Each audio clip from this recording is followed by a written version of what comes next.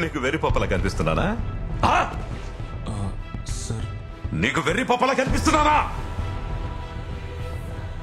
Leo, నా చేతుల మీదుగా నీ చెల్లెలికి ఏం జరిగిందో నీకు తెలుసు.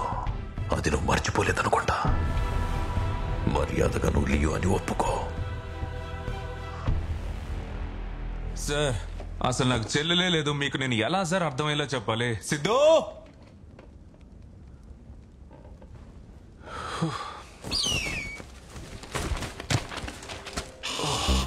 సార్,